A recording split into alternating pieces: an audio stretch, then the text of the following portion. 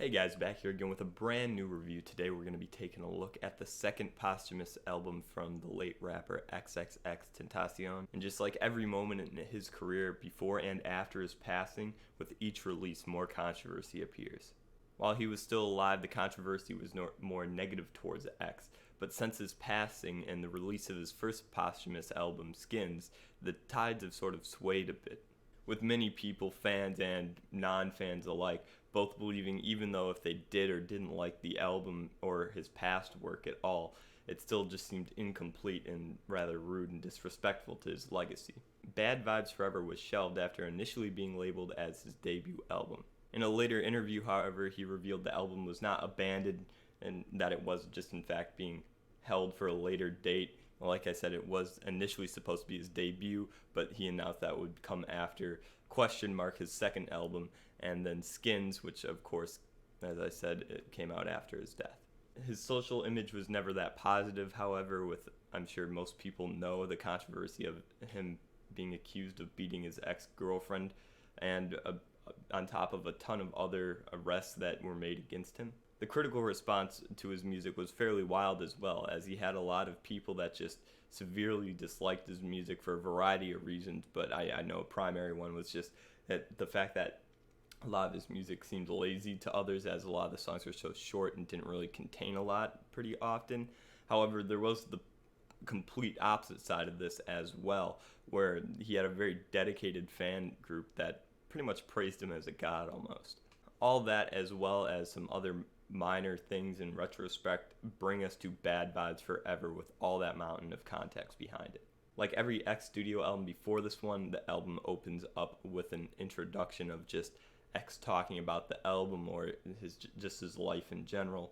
However, the big difference between this one and the other three is there's an instrumental going on in the background. It's very soft and ambient and creates a fantastic atmosphere.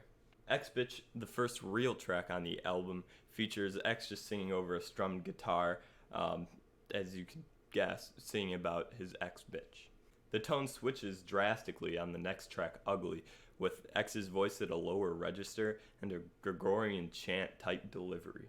However, on this track, it's a tiny red flag for the big issue with this album. Even though it's not very prevalent on this track and X is known for doing shorter songs, I think this was the first case on the album that later on displays itself pretty much throughout the entirety. And that just being there's not enough content. X singing on this is pretty short-lived. There's not really much that he does. And this song doesn't really evolve either. It's more like an interlude listed as like third track on the album.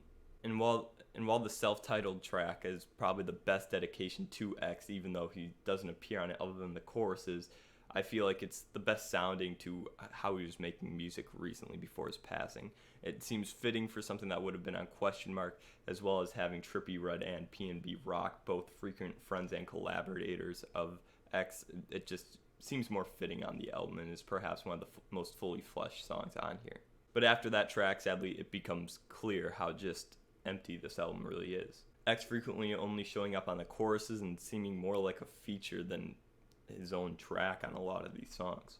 Lil Wayne being on this album is kind of blasphemy as well, with X not really having any relationship with Wayne at all. I think there's a quote out there somewhere with Wayne saying that he didn't even know who X was until after he died. And that really sums up a lot of the songs on here, only occasionally having some top-notch production or a fitting feature that would make sense in context of who X was. But honestly, this album just feels like bones. There's nothing on here that really feels like an X song. It's just bits and ideas that the label took and tried to squeeze as much out as they could. And honestly, a big surprise is that a frequent collaborator and producer of X, especially recently before his death, John Cunningham, went through and produced a lot of the tracks on here. While it's unknown to me whether the tracks that he worked on were made before or after, like I've been saying up to this point, it really doesn't at least sound like these songs were made before his passing. Like, it surprises me how he'd be willing to come and be offered this opportunity to make this album and take it when he's really just trying to make a puzzle with only half the pieces. And beyond just unfinished or not enough there, a lot of these songs are just straight up half-assed. Eat It Up, with another frequent ex-collaborator, the producer Ronnie J.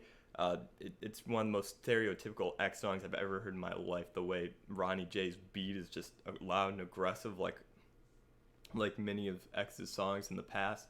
And then X's vocals on this, he kind of changes his voice a bit in a way that is very reminiscent to some other tracks of the same style that he's made. This song just strikes me as one that he shelved forever. He decided it was a worse version of one of his other tracks. And yet, here it is, still appearing on an album, even though it makes me feel like he wouldn't have wanted it here. Sadly, they need to take everything from his remembrance and squeeze it out like a soaked sponge, just like SpongeBob being fried by the lamp. Promising ideas that were better off never to be released are sadly displayed in false glory. While this is being called the final X album, one can only hope they don't find an old flip phone of 30-some vocal demos. So in the end, I'm going to give this album a 3. And let me know what you guys would like me to review next. Make sure to like, comment, and of course subscribe. Follow me on Twitter as well, and I will talk to you next time. And make sure to watch my videos as well.